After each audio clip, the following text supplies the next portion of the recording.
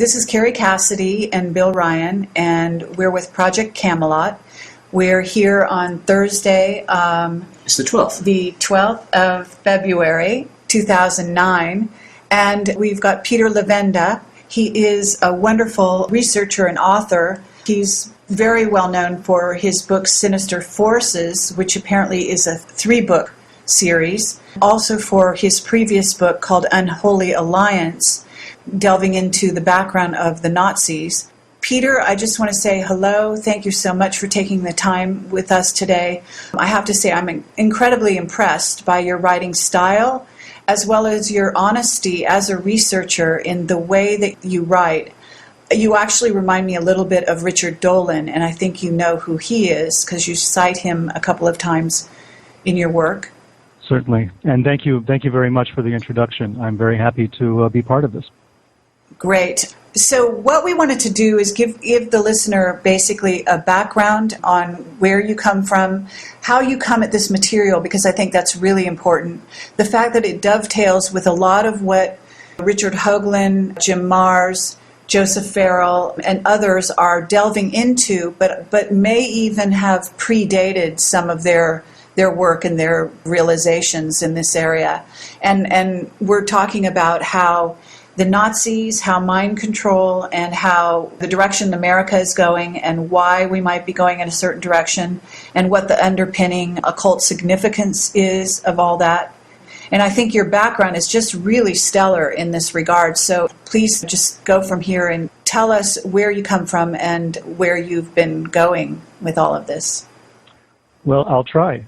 I tried back in the 1970s during the Watergate era to write a book that was going to explore the relationship between religion and politics, which is a nexus that's always fascinated me. We tend in the United States to think of them as two separate entities, but during Watergate I began to see a lot of the same personalities crop up that we had run across during the Kennedy assassinations and all of that, and I started to see deeper and deeper parallels. So there was a book that came out in 1960, long before Watergate, called Morning of the Magicians, and it was written by two Frenchmen, Pauwels and Bergier, and it talked a great deal in there about a Nazi occult connection, but it was not documented at all. And I thought that would make a great chapter in the book that I was planning. Let me write something about the Nazis and religion or Nazis and occultism or mysticism. And I went down to the National Archives in Washington, D.C. This was right at the height of Watergate. Nixon was still in power. He was about to leave. It was a month or two before he left. So the whole thing was a fever pitch in Washington. But oblivious to that, in a sense, I was at the National Archives looking at captured German documents. And as I was in the National Archives, the archivist there, a very famous archivist, anyone who studied the Nazis back in the 70s and 80s would have known about Dr. Wolf. And when he found out what I was trying to do, he suggested that I look at the records of an organization called the SS Ahnenerbe, which was actually a division of the SS that was specifically concerned with occult and mystical research. And I was stunned. He led me to the microfilm rolls. I started going through the machines, and here I realized my jaw dropped. I was looking at the actual documentation of a full-fledged Nazi program to investigate occultism. Other authors had talked about a Nazi occult connection. The book, The Morning of the Magicians, talked about it at length, but there was no documentation at all. And some of the other books that had come out at that time, for instance, The Spear of Destiny and some of the others, talked extensively about this, but there was no documentation, so it seemed like speculation, until suddenly I'm staring at all the documents. And page after page after page of research in Tibet, Tibet expeditions. There was research to find the Holy Grail. There was all sorts of bizarre SS programs that were being financed heavily by the Nazis during World War II. So it got me thinking that maybe there is a lot of documentation in the world. Maybe you can find evidence of all of this without having to speculate too much. So the Nazi documentation got me very excited. I lived in New York City at that time. I'm from New York City. I was talking to a lot of friends of mine who had their roots in Latin America and South America. I read a book by Ladislas Virago called Aftermath, which is about the survival of war criminals, Nazi war criminals in South America. And I came across the mentioning of a weird establishment in Chile called Colonia Dignidad, the colony of righteousness. And this was supposed to be a kind of Nazi safe house, which was also a weird religious group high up in the Andes Mountains. And I thought, this is just too good to pass up. So here not only do I have the documentation from World War II, but now I have a real live Nazi sanctuary in South America, which is also a religious operation, which is exactly what I was writing about. So I decided to go to Chile, this was in 1979, and see this place for myself. And this was during the time of the Pinochet dictatorship. There was martial law in the country, but I managed to make my way down to a small town halfway down the coast of Chile called Parral, and close to this small town is the colony, Colonia Dignidad. I managed to go up there. The story is told at length in my book, Unholy Alliance, but I managed to go there on a Sunday morning in June of '79, and I was briefly detained. I was kept there. I was forbidden to leave. My passport was taken. The film was taken out of my camera, and I was told by the Germans, and these were Germans, these were not Chilenos, these were not Spanish people. I was told by the Germans that I was not welcome in the country, that I had to leave Chile immediately. And as I was allowed to leave, which was touch and go for a while, all the way back to Santiago, to the capital where I had my hotel room, I was stopped along the way. I was in a bus, and I was stopped along the way by troops who had set up roadblocks, who were making sure that I was on that bus. And when I got back to my hotel room, there was a note waiting for me that said I was on the next plane, that a reservation had been made. So the amount of influence that a Nazi network had in 1979, 79 was so many years after the end of World War II. You know, we're talking 25 years later. They still had such great influence in a country so far away as Chile that I began to see there was a lot more going on than even I suspected. And that eventually became Unholy Alliance. I began to see the connections between governments in Bolivia, Chile, Argentina, Paraguay, an extensive Nazi network, a lot of money that had left the Third Reich when the Nazis had lost the war. And I began to realize that the Nazi Party was not a political party, the way we understand political parties, but that the Nazi Party was a cult. And if you look at it from that point of view, you can understand the true nature of this kind of evil, because the Nazi Party they're not going to go away simply because they lost the war. The old war criminals who escaped, and some of them are still alive, a few of them have died recently in South America, in Chile and in Argentina. They have their followers, they have their philosophy, their ideology. Forgive me for interrupting you, Peter, but sure. It sounds implicit in what you're saying, then, that they have support from deep within the governments of those South American countries. Well, sure. I mean, it depends on which regime is in power at any given time. But let's take the example of Bolivia. Klaus Barbie, who was the butcher of Lyon in France, who was a man responsible for all sorts of war crimes in France, at one point became the chief of the secret police of Bolivia. I mean, he had a federally appointed position in that government. Walter Rauff lived for a very long time in Chile. Walter Rauff was the man who designed the mobile gas chambers, the vans that were used to rechannel the exhaust into the vans to kill prisoners. I mean, all of these people found safe haven, not only in South America, but in the Middle East and in Asia as well, to a certain extent in Australia. And in the United States as well.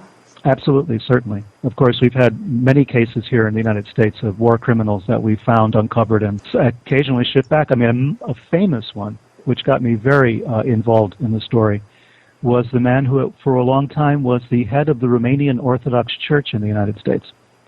Here was an archbishop who, during World War II, had been a member of the what was the name? The Iron Cross, or the Iron Arrow, I think, a Romanian Nazi organization who had tortured prisoners. Here was a man who was a devoted Nazi, who after the war was over fled to the United States, and although he had no seminarial training, as far as I've been able to uncover, he managed to take over one branch of the Romanian Orthodox Church in our country, in the Midwest, and was not even discovered until maybe 20 years ago when he was forced to leave the country. So yeah, we've helped a lot of people escape. The Catholic Church also, to a certain extent, was involved in that. An operation called Caritas during World War II, which provided Vatican passports to help some of the more famous war criminals escape to South America. So there was a lot of collaboration. And even in our own country, in the United States, we had Operation Paperclip, in which we brought Nazi scientists over to help with our space program, among other things. So that got me working on what eventually became Sinister Forces. I began to wonder, how was it that we in the United States could have sold our soul so easily to something as heinous as a criminal organization like the SS, and to the Nazis in general, to bring their scientists over here to make them work for us, and really to give them great jobs, to give them positions in our industry. Walter Dornberger is an example, who held a job on the board of directors of Bell Helicopter. All sorts of people who worked for the space medicine program in Texas at Randolph Air Force Base. There's a very big story there. Right, and that has tentacles that go to the whole mind control aspect, and I think that you cover that, really wonderfully in Sinister Forces. I mean, I can't imagine what you do in book 2 and book 3, but I have to say that that's really a huge story. Well, I developed the same ideas in book 2. I focus a lot on the Charles Manson family as a kind of quintessential example of what Sinister Forces might be, from the behavior modification, mind control aspect.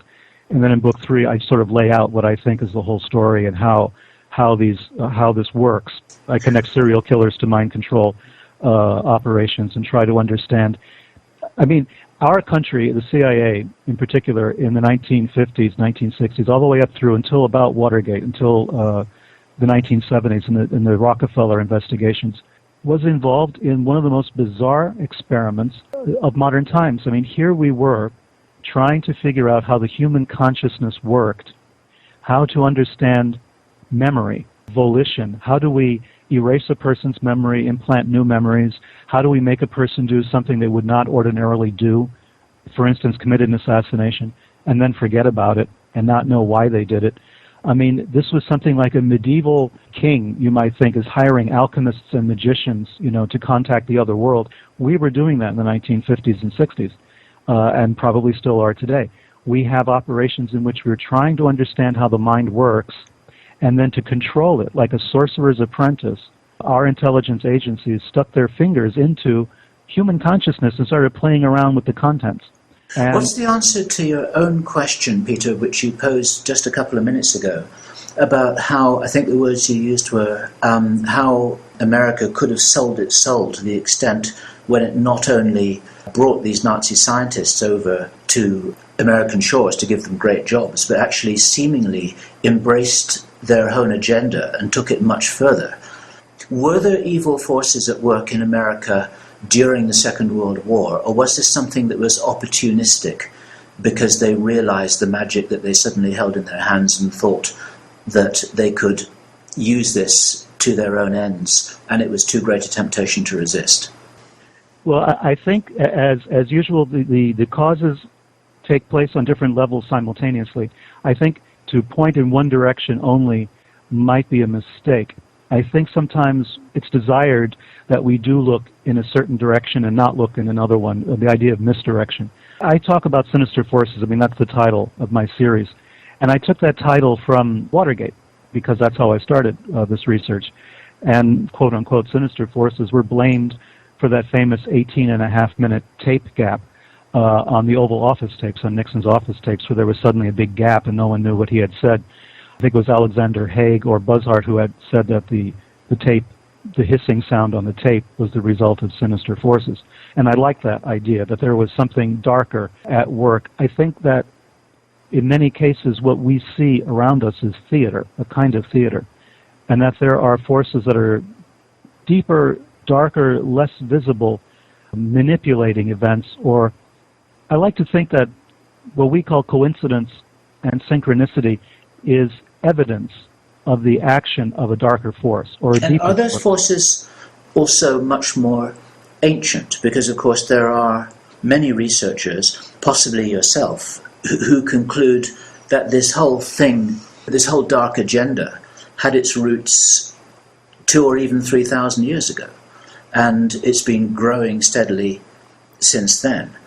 Well, actually, in your book, you're talking about going back into the mounds in America. So you're going back thousands, if not millions of years, right? Certainly. And you're talking, there's also the allusion to Egypt and the pyramids, and you're talking about you actually have to get to possible off-world cultures and how we humans, how humanity began on this planet when you go that deep, really. Well, when I started looking at the burial mounds, and the idea of the Indian burial mounds came to me surely by accident, because I was researching Manson, and I decided to go where Charles Manson had grown up, which is a town called Ashland in Kentucky, and I was struck by the fact that there were Indian burial mounds right in the center of town. And I started to research that, wondering what did that mean. I had never really come across this before. This was brand new to me. And I started to look at the fact that these mounds are all over the United States, especially east of the Mississippi, but also west of the Mississippi to a certain extent. And I was struck by the fact that there was actually an ancient civilization in America, in North America, that we had no clue about. And it was just as ancient as anything that was taking place in the Middle East. The earthworks that they built were in some cases more grand and a lot larger than the pyramids. And we know so little about it. And I began to look at America as a kind of haunted house. And I began to ask myself, what forces are there really at work here?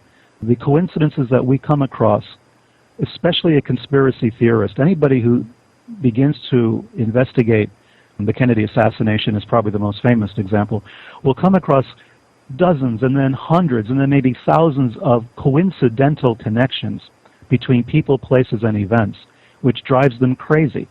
And a regular historian, a mainstream historian, is going to say, well, that was a coincidence, and that was a coincidence, and that was a coincidence, and dismiss them all because he cannot see a real cause and effect relationship. But to me, and it happens to all of us who investigate these things, we find ourselves bedeviled by these coincidences. I mean, I was researching Sinister Forces for a while in Asia.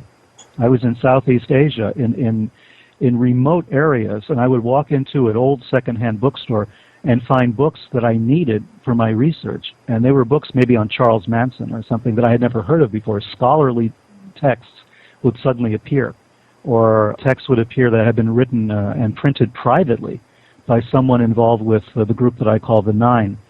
All of this stuff would fall into my hands, even though I was in the middle of nowhere near any sort of academic structure, or nowhere near a Barnes & Noble bookstore or anything like that, but just really in the middle of nowhere. So the multiplication of these events, to me, is an indication that something else is at work, that maybe we need a quantum consciousness approach to history itself, not just to our own minds in a kind of theoretical way, or a spiritual, absolutely, but in history. Yep. You're talking about Pluharich. I'm not sure how you say his name. Pluharich, right. Yes, and that opens a can of worms around the mind control, and how the mind control itself seems to stem from those early beginnings, and who the consciousness that supposedly Pluharich actually what got into contact, those 9 people, of which there are people that have written books since then and gotten involved in supposedly being in contact with, if not those intelligences, then others. Some call it the Giza intelligences. So it's all going back to somewhere back there as well. Well, yeah. And I mean, if you begin with Pluharich, you can see the contours of what I'm talking about quite clearly, because here was a man who was a researcher into the paranormal, but he was also a captain in the U.S. Army and a medical doctor, all of these things all together. And this was all during the Korean War. And here is a man who was giving lectures to the military on how to weaponize ESP, how to use man's telekinetic and telepathic powers as a weapon in the fight in the Cold War. At the same time, he's holding a seance, or a series of seances, at a farmhouse in Maine, to which he's invited a handful of people. But the people he's invited are some of the wealthiest families in America, the most powerful families in America, blue bloods, who are descended from the signers of the Declaration of Independence. And the thing that fascinates me about this is that this is thoroughly documented stuff. There's no speculation about this at all.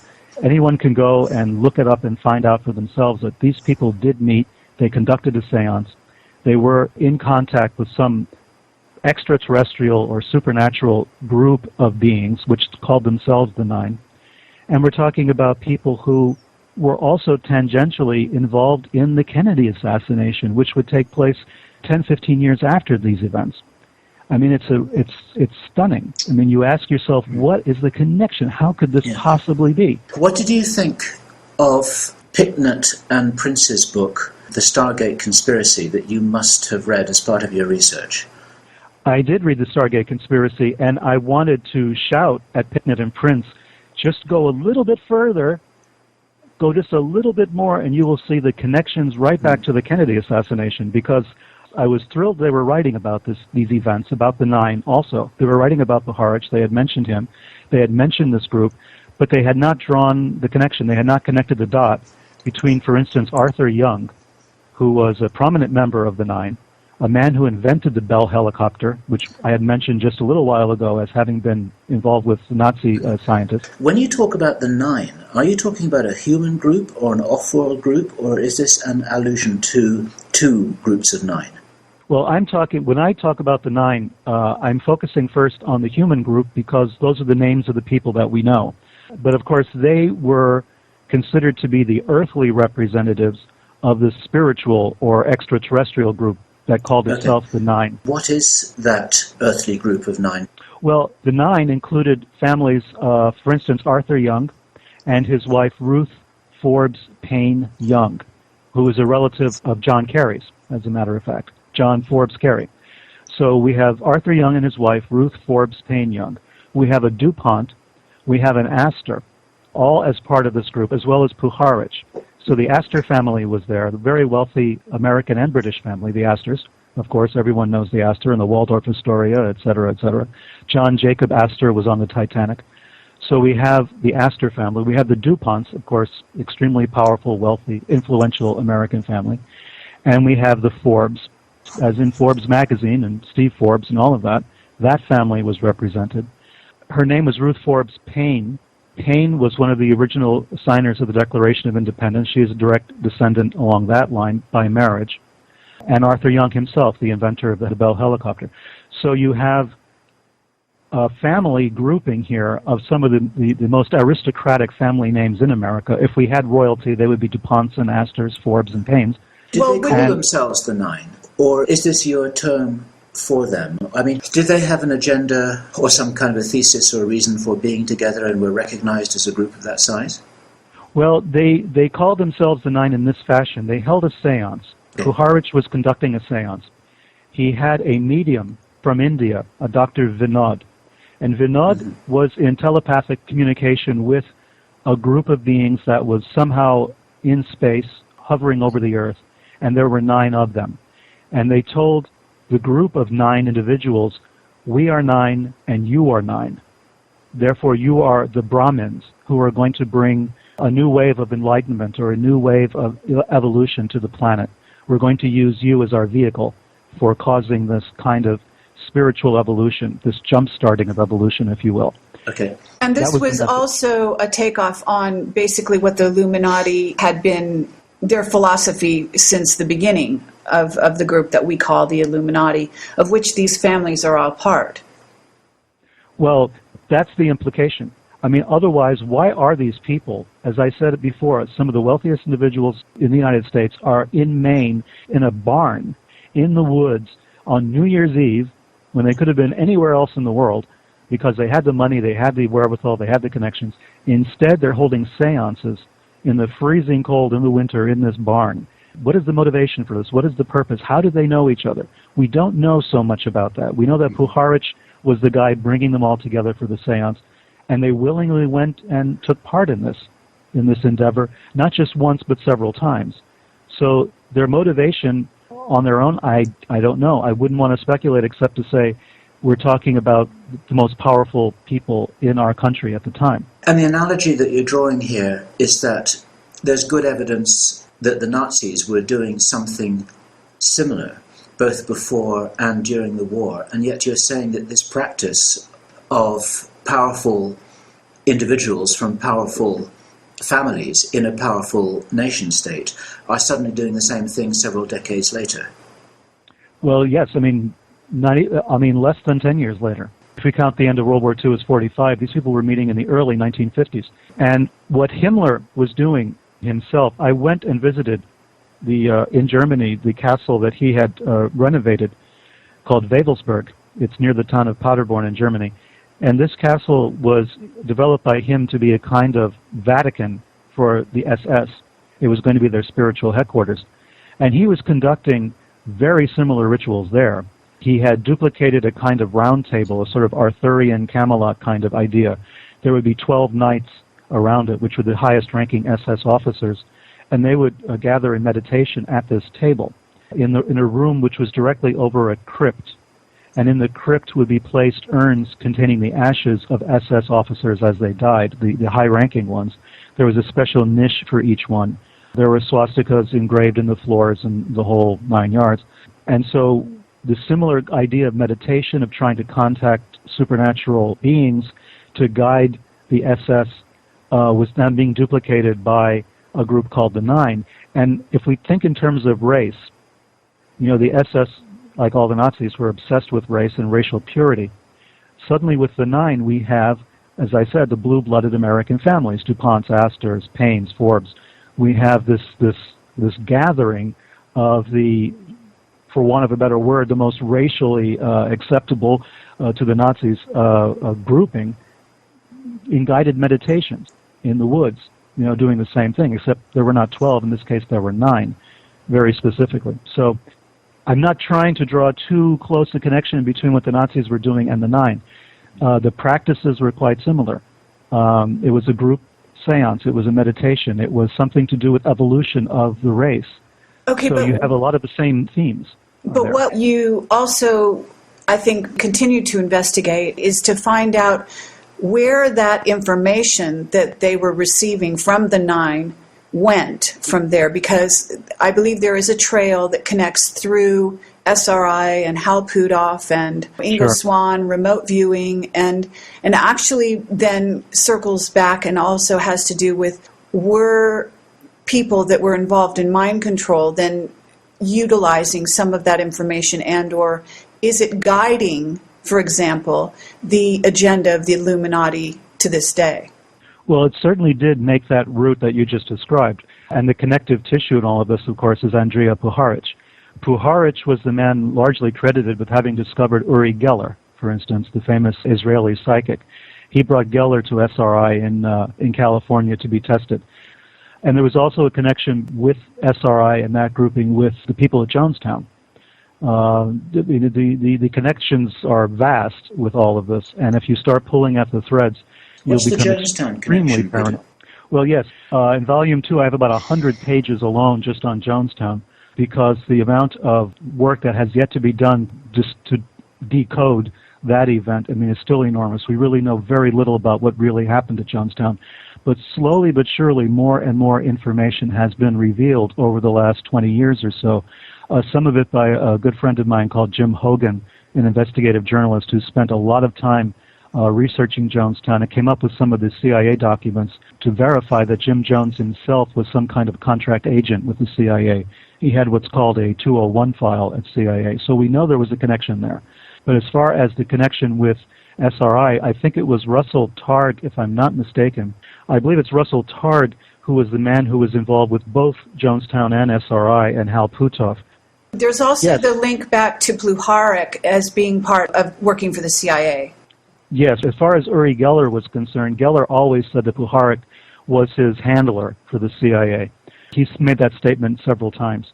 But as far as SRI is concerned, Russell Targ, the physicist who was part of the SRI group, by his own admission was involved with a group of Jonestown survivors. He was director of counseling at their Human Freedom Center in Berkeley and left them to join SRI to study psychic phenomena. The group that he was working with, Al and Jeannie Myrtle, after he left them, a few weeks after Targ left them to join SRI, the Myrtles were found dead, murdered execution style in their home. So the connection between Targ, SRI, and Jonestown is definite. What it means, we don't know. But we do know that Targ worked with the Myrtles, which was a group of survivors of the Jonestown Massacre, people who had left the Jim Jones Church, the People's Temple, and were trying to raise consciousness against it. They had written a book about the People's Temple, and Targ was working with them. He left to join SRI, and a couple of weeks later, the Myrtles were dead. Murdered, execution style. So you have to also say that with all of this, what happens is some people will fall on working for the positive, and some will be working actually for the negative agenda within the fact that there are connections between these organizations, because there's very definite connection between the CIA and SRI and between Pluharic and CIA. So you get all these connections with CIA. Gordon Neville, the Kennedy assassination, all these link back to the CIA. So it gets really convoluted. It's really fascinating, and I know that you've studied the occult in great depth. Have you come to any conclusions? Are you going down some trails now that perhaps are not publicized? Well, not publicized to the point that I don't quite know how to explain all of this yet in any way that makes any kind of sense from an academic point of view, but it has occurred to me during this kind of research. As I mentioned before, I consider coincidence and synchronicity to be evidence of the operation of these forces. I think that these forces are there, and I think that groups of human beings from time to time make a conscious effort to contact these forces, to manipulate them, to use them for their own advantages. I think that CIA did that with MK-Ultra and Operation Bluebird and all of the mind control experiments they did. If you take a human being and you try to manipulate their consciousness, you try to erase their memories, replace their memories, program them as assassins, as an example, then what you're doing is you're essentially initiating that human being. I mean, you're putting them through a kind of spiritual initiation, but with none of the safeguards, with none of the spiritual preparation that a person would normally go through to become protected against whatever demons are invoked in the process. So it was a very irresponsible, callous, cruel program that CIA had undertaken at that time. These irresponsible or actually intentional? I mean, that's really the question, isn't it? Of the heads of CIA, if they knew what they were getting into and they were invoking these negative forces in essence and bringing them into the bodies of programmed assassins, and some of which are actually sleeper agents that may indeed be part of our society at the moment, sitting around waiting to be triggered. In essence, what you're looking at is could be an intentional agenda, and that's where it gets very interesting when you're starting to look at the future and what we're actually faced with. Well, yeah, I mean, I think one of the good indications of how bad it got was the man who was for a long time in charge of this program at CIA called Sidney Gottlieb, Dr. Sidney Gottlieb. Gottlieb, eventually, when the MKUltra project was disbanded, quote unquote, by Richard Helms in the mid-1970s, Gottlieb went a little weird. He, at one point, became a Buddhist monk. He went to India. He tried to essentially pay for his sins. He wouldn't talk about his program anymore, but he became a kind of recluse and was obviously trying to live simply. He was living off the land. He was living in a farmhouse, I believe, in Virginia. After he came back from India, he was a man who was shattered by the realizations of what he had done, by the sins that he had committed against other human beings. So if the leader, if the creator, or the handmaiden of this operation felt that way, I wonder what the day-to-day perpetrators felt, the people who are actually involved in the day-to-day programming of these individuals. I, for one, I think there's a tremendous amount of evidence to suggest that Sirhan was just exactly one of those assassins who had been created. I've gone through Sirhan's diaries, the diaries he was keeping up to the point he was arrested for the assassination of Senator Robert Kennedy. And he has no idea what happened, does he? He doesn't. I mean, he admits he did it because he figures, he did it. I mean, if he's arrested for it and he was there, he must have done it, but he has no memory of it. And his diaries are extremely suggestive of someone who's been through a behavior modification program, something like a mind control program. It's fascinating stuff. I read a wonderful book, which I got I also had the experience of what I guess you could call the International Library Angel suddenly depositing a book at your feet when you're traveling. It was a book by Long John Nabel, who was the Art Bell radio host of his day, who operated in the 1950s, who wrote an amazing book about the control of Candy Jones. You must be familiar with that.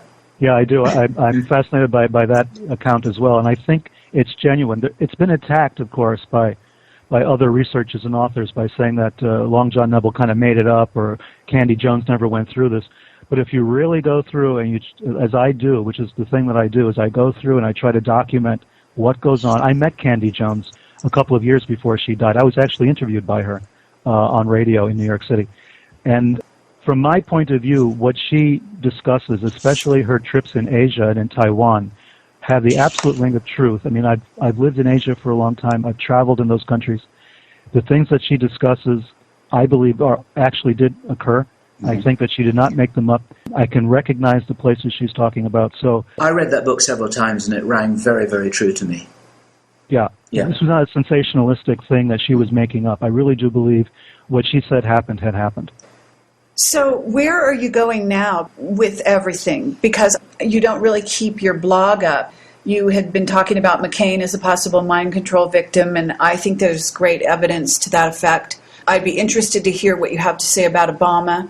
I don't know what your current situation is. The powers that be, are they aware of you? Have they made your life difficult? Because you seem to be one of the best researchers actually pulling these threads together in one place. And what does this mean for us at the beginning of 2009, looking at the next few years and what this may mean for this country and the world? Yeah, I mean, these are very good questions.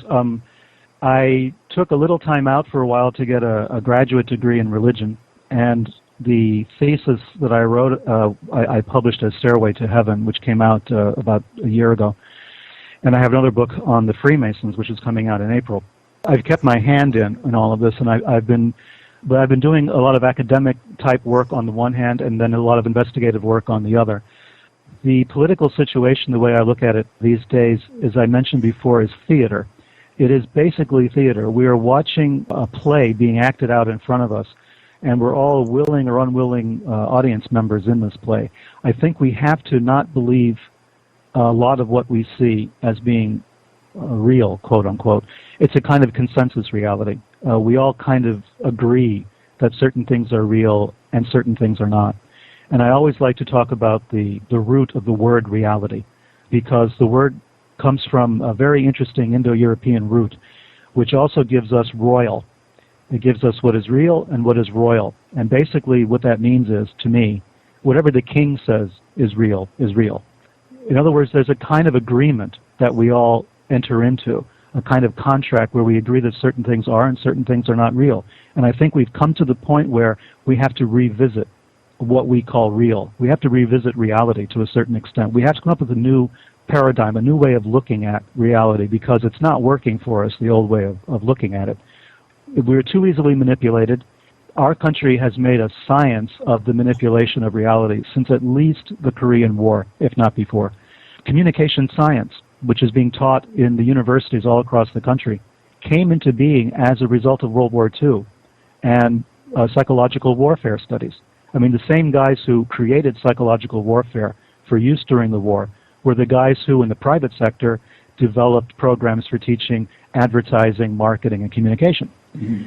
So we are really struggling with psychological warfare being directed against us by manipulating our reality. Right, a form of propaganda and mind control in and of itself, just as television becomes, in a sense, a mind control tool. On a massive, massive scale. I used to live, as I mentioned, in Asia, and we would get CNN out there. And I don't want to single out CNN particularly for opprobrium, but they are sort of an international news organization that you can pick up on cable channels all over the world. And there was one particular instance where I'm in Kuala Lumpur, and there was a riot going on CNN, on television, in a restaurant. It was being carried live, and we're looking at the television screen, and we are at the site where this riot is supposed to be taking place, and there's no riot there. So we're watching, and we're all looking at each other. We're watching the screen, and we're saying, "What is this?"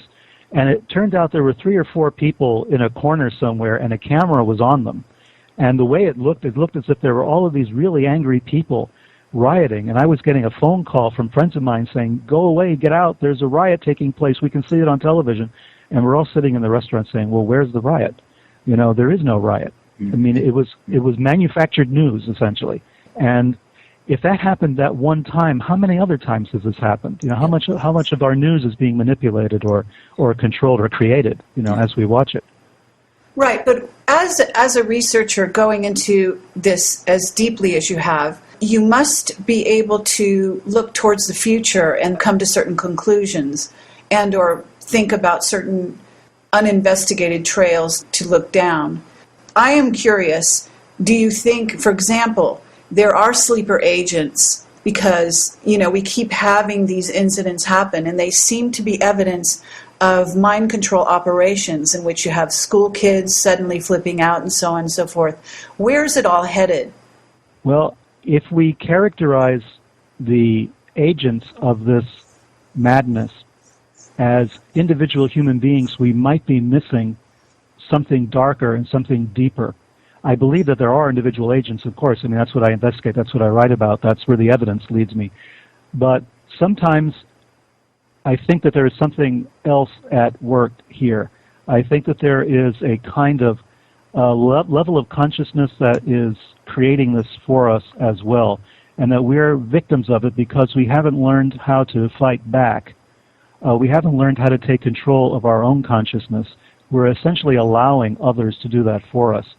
And I think that we have a kind of responsibility, perhaps now more than ever because the information is available to us, of fighting back by taking control of our own minds, of taking back control of our own consciousness, of trying to deprogram ourselves, if you will, away from what we're being fed on an almost hysterical basis. I mean, things have ramped up to the point where paranoia, fear, anxiety, stress levels have increased so exponentially. It's as if someone wants us to have this collective nervous breakdown. And we have to take a stand and fight against it. I think that if my research has shown nothing, it's shown that humans who are involved in this quite often don't really understand it that well themselves. I'm talking about the CIA. I don't think that the people who ran MKUltra really understood the full ramifications of what they were doing. They had a very narrow focus. They wanted to create deniable assassins, as an example. And that was their focus. They didn't realize the other forces they were unleashing at the time. And I think that there are paths. There are shamanistic paths. There are paths in the occult that might be actually beneficial for us to investigate, to understand how we've been manipulated, how our consciousness has been manipulated, our reality itself has been manipulated. I think we have the chance because there is such an amount of information available. But we are headed into a very dangerous impasse, a very dangerous place. I agree.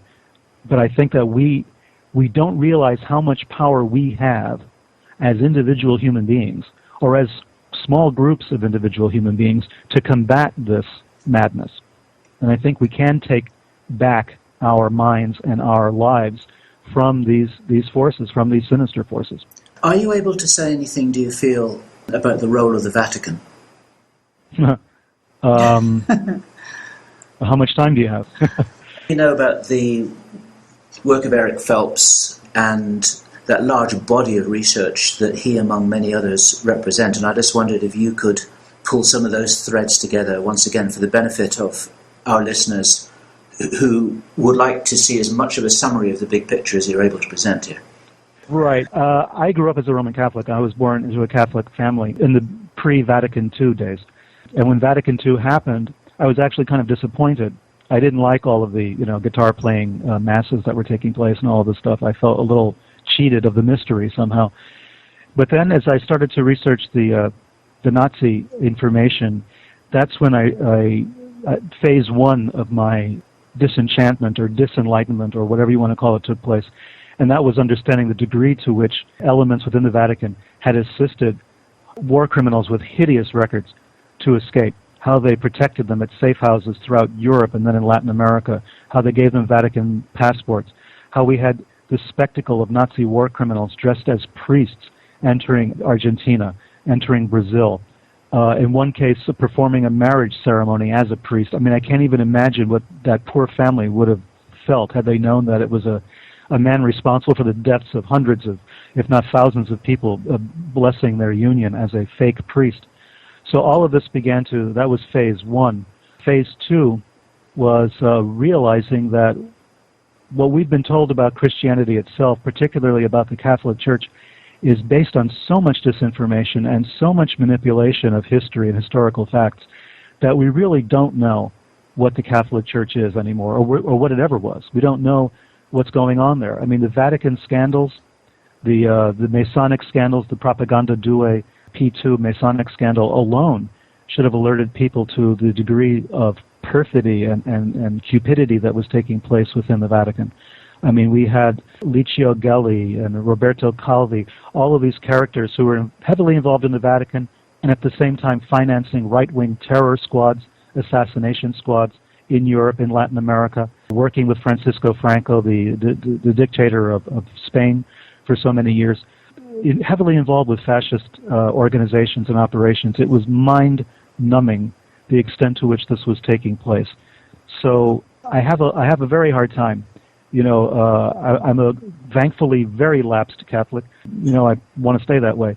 I can't believe that I would go to the bishops, archbishops of the Catholic Church and accept spiritual guidance from people whose own morals and ethics I have to question on almost a daily basis. Well, also, there's a link between the Vatican, the Illuminati, and the U.S. government, apparently. And can you talk about that a little bit? Because when you're talking about the Nazi influence in America, and you're talking also about the powers that be with paperclip, the ultimate space program, and all of the levels at which the Vatican is involved, from what I understand, their Secret Service was basically the model upon which secret services all over the world have been built. Well, sure. In fact, even the SS, the Nazis, emulated the Jesuits. I mean, Himmler wanted to create a Jesuit order for himself, and that was what the SS was, hence the black uniforms and the rituals in the churches and the rituals at night in the forests and all of this other stuff. It was a kind of pagan Jesuit order that Himmler was trying to create. I mean, people may have disliked or even hated the Catholic Church or the Vatican, but there was so much of it that they wanted to emulate, that they wanted to duplicate. But the problem is that we have so much information to discuss that it would take hours to get into it. I'll just bring up one or two points that will enough to scare you. And probably, I think the place to look in the beginning, if you want to see the connection between the Vatican, Nazis, and even the Illuminati, would be the Knights of Malta and some of the other chivalric orders that the Vatican maintains and supports. I won't even go into Opus Dei, which is a whole other kettle of fish by itself. I mean, we're talking about a man who created that order who had pro-fascist, pro-Franco sentiments. I mean, there's no question about it, and how he could be canonized is absolutely beyond me. But anyway, look at the Knights of Malta, look at the connection between leaders of the CIA, many of whom were Roman Catholics, members of the Knights of Malta, or members of one of the other chivalric orders around the Vatican. When I was growing up in the Bronx in the 1960s, I saw with my own eyes the influence that churches had with intelligence agencies and intelligence agencies with the churches. I mean, I witnessed it as a young man of 18, 19 years old, working with a church in the Bronx that was heavily involved with intelligence operations, which was actually a front for intelligence operations. And that brings us back again to David Ferrie and Jack Martin and the Kennedy assassinations, because I met the bishops who ordained and consecrated David Ferrie, Jack Martin, all these peripheral figures that you saw in the movie JFK, you know, being played by Joe Pesci, being played by Walter Matthau, I think. These were people who were heavily involved in a church. They were also involved in intelligence activities. They were also involved in anti-Castro Cuban activities, and considered to be involved in one way, shape, or form with the assassination of a president in Dallas. So the nexus between religious organizations and intelligence organizations is, I mean, it's thick. It's just thick. And like I say, I saw it with my own eyes. I know the church that Ferry and Martin belonged to in 1968 when Jim Garrison was ramping up that investigation into the Kennedy assassination.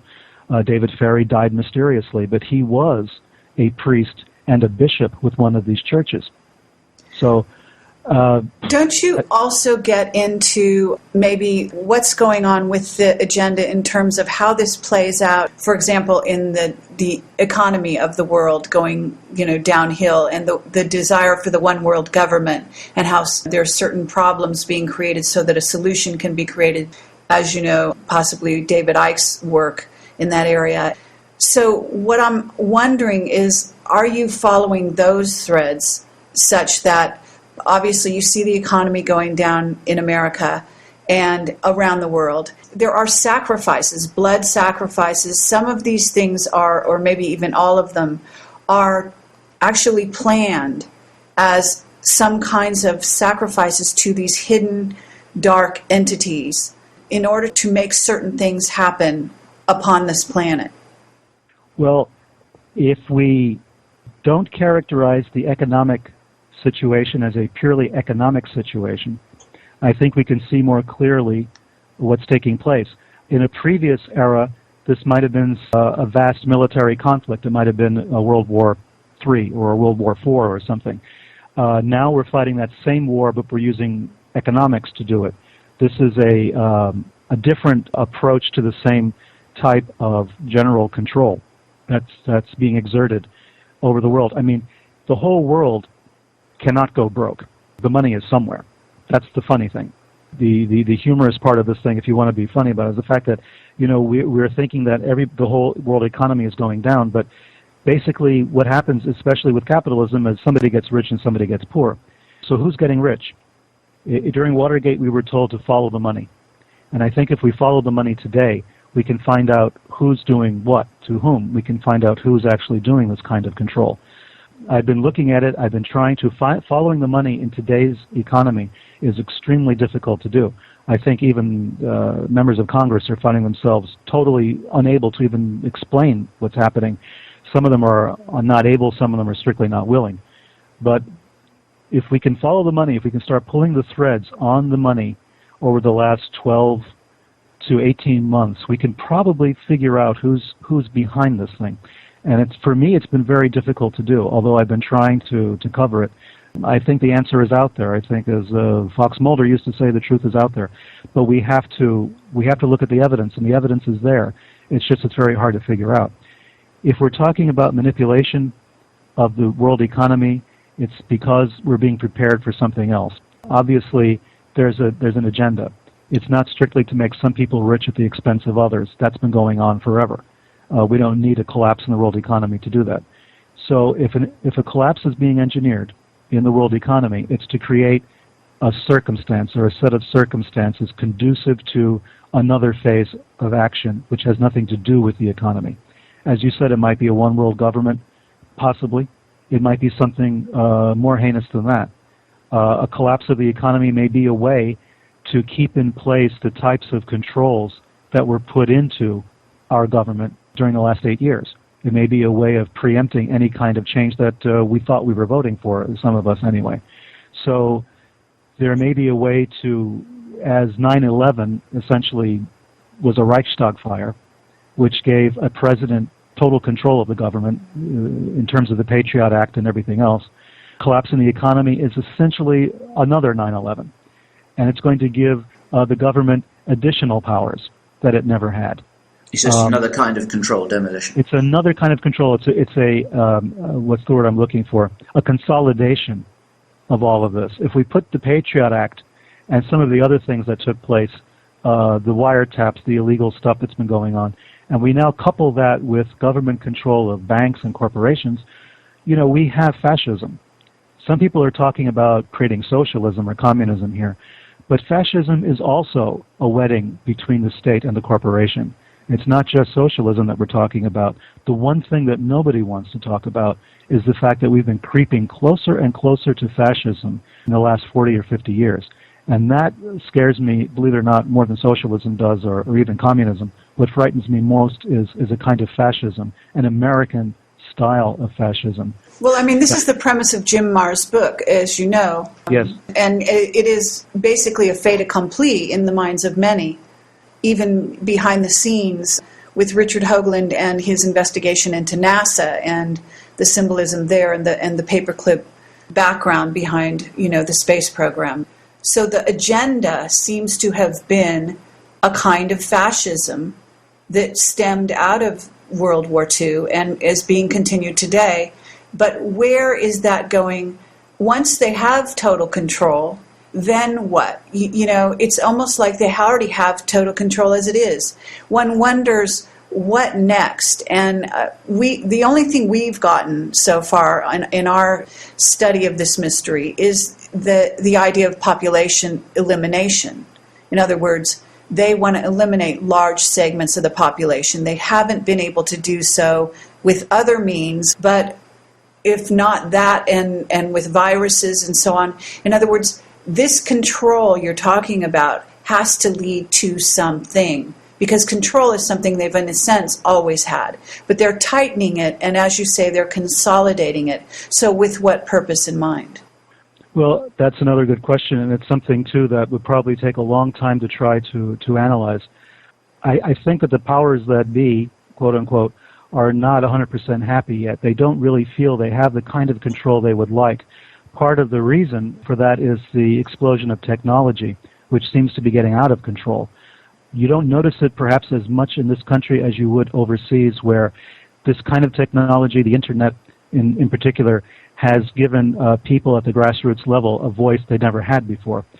So the governments in those parts of the world, especially in developing countries, are struggling very hard to control the technology and control access to information. Right now, we're talking over the internet, and this will be available on the internet, so people who want to can hear it. But this kind of control eventually will probably have to be extended over what we're doing, over the internet, over the free exchange of information. I think it's already started, and I think it's going to continue until there is control over information. And once you control information, you control reality. You control consciousness. Once the independent operators are gone, once they've been closed down, there will only be the party line that's left. 1984, isn't it? And it is 1984. I mean, some people listening to this are going to say to themselves, these are the aluminum hat people, the tinfoil hats. Now we're all worried about, vast conspiracies taking control. I want to tell you something to the listeners who maybe think that, at times this is out in left field. I would say somewhat friendly terms with a man called Norman Mailer, a famous author, one of America's most famous novelists and journalists and authors, who passed away recently. A man I admired very much. He was kind enough to praise my own work and write a foreword to Unholy Alliance. He spoke in my presence about the fact that America was heading towards fascism. Many people of that social setting, other authors, some of them Pulitzer Prize-winning authors, people who are understood to be great thinkers, great members of the intelligentsia, have all said the same thing to me or in my presence, that we are heading towards fascism, that America, according to Norman Mailer, back a couple of years ago, he said America was in what he called a pre-fascist condition, but that we were heading inexorably towards fascism. Other authors since then have said the same thing. So this is not something that only a handful of people on the absolute fringe are feeling. These are things that are being felt on other levels by other people who are not involved in this kind of investigation, people who are not doing this kind of research, people who have just opened their eyes and who've looked around and said, my goodness, this is what's going on. We're becoming a fascist country. One of the things that confuses people sometimes, as you must be well aware, is the idea that somehow there's a spectrum with socialism on the left and fascism on the right, and the two are very different. Actually, they meet in the middle, kind of loop round in a kind of circle, one going to the left and one going to the right, and extreme socialism and extreme fascism are actually very similar. That's the point I was just going to make. To have fascism or to have socialism, you have to have a marriage between the state and business. I mean, that's how it's done. Either the government owns the means of production, as it does in a socialist or a communist country, or the state and the corporations have a working relationship, a nice working relationship, as Eisenhower warned us about when he left office. He talked about the military-industrial complex and how frightened he was that that was happening. That is fascism. So does it matter to the average person whether or not the government owns the means of production or the government and the state and the corporations are in bed together? Does it really matter to us on the street? It's going to be the same effect. We're still going to be controlled. Our economy is going to be controlled. Our freedoms are going to be drastically curtailed. So in the end, what difference does it make? I've talked to people about 9/11 a lot. There's been a lot of course, discussion about 9/11. And I've always said it was a Reichstag fire. It's what happened in Germany. It's how Hitler took complete control of the government, was the Reichstag burned down. And he blamed the communists for it. And my point was, do we really care who burned down the Reichstag at this point? All we really care about is the fact that it brought Hitler to power. So in our case, what did 9/11 do? It pushed all of these heinous attacks on our liberty and our privacy. It pushed them right into the forefront. It made it acceptable. That's what happened. That was the real effect of all of this. We can talk about 9/11, for instance. We can talk about conspiracies. But let's not lose sight of the fact that what happened, the effect of it, was that we lost more liberty, we lost more privacy. Right, and so then that gets back to the overall agenda. And Yes. It's not a conspiracy theory, it's a conspiracy fact when you look at all the evidence. And what's happening is that this particular agenda is being rolled out. And of course, it's very heartening that you do talk about how consciousness and the role of consciousness was getting out of the hands of the people in MK Ultra, such that people like Gottlieb himself, who was certainly one of the masterminds behind all of that, goes on his own sojourn to India looking for some kind of spiritual way out, I think, of the responsibility for which he, it's basically like walking around in some kind of, living hell, I'm sure, being inside that guy's head. And so, in essence, all of this is playing out in a microcosm around the globe, not just America, because I see it in many countries. In fact, England has the best surveillance system on the streets, cameras, etc. So what's happening is, on some level, it seems to be manifesting in America sort of in a more overt way, but in a covert way, it's actually existed in small countries under despots that were financed by the CIA, and then across the globe, masterminding the governments behind countries like Switzerland and so on. Well, right. I mean, what's very amusing to me in a sardonic sort of way is the fact that in the United States, if you talk about conspiracies, you're poo-pooed, you're shot down, it's considered, paranoid fantasy. And yet, we recognize without hesitation the fact that conspiracies like this exist in every other country on the planet, right? So when Benazir Bhutto, the former Prime Minister of Pakistan, was gunned down last year in Pakistan, everyone said, of course, it was a conspiracy. There were elements of the Pakistani secret police involved, Al-Qaeda maybe involved, or the Taliban, or who knows what. But it was a conspiracy.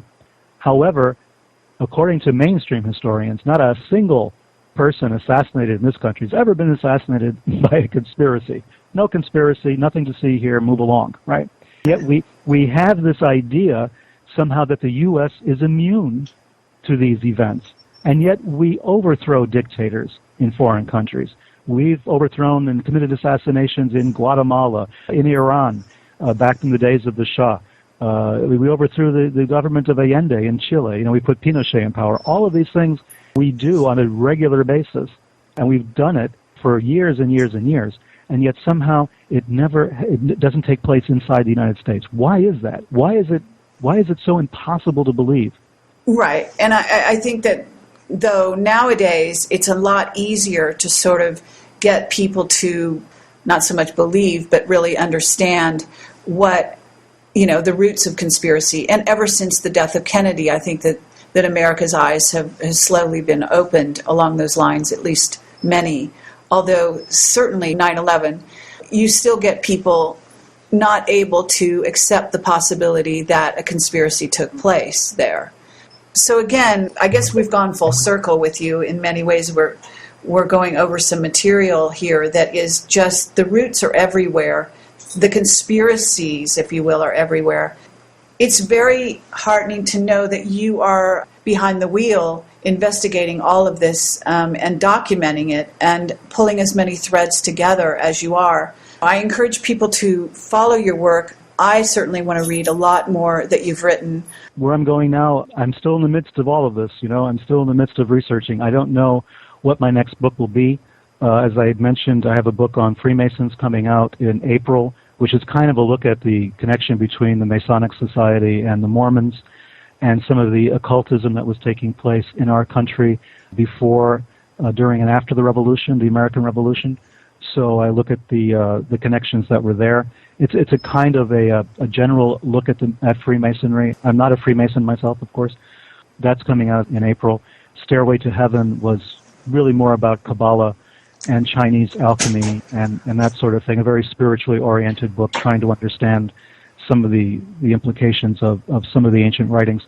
So where I'm going to go from here, I'm constantly collecting information. I'm constantly building up files of data, trying to see more connections, and I'm sure I'll have something like this to share with you soon. That's fabulous. One thing I do want to ask you, the book you were talking about, that you investigated the occult quite deeply. I was involved with it, yeah, the Necronomicon, of course. I mean, I've made no secret of that. I've done some interviews based on that.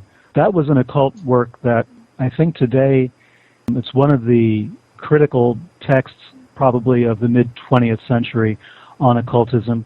It's been reviled by a lot of people. People claim it's a hoax. Other people say it's a very terrible book or it's a very powerful work. I look at it as a survival of an old Middle Eastern occult practice, which involved a process of initiations, going through a series of gates, gaining greater and greater illumination or enlightenment at each time, each passing of the gate. It's an interesting book, and the events around it were interesting as well. We'll have to revisit that with you because I'm fascinated by that as well.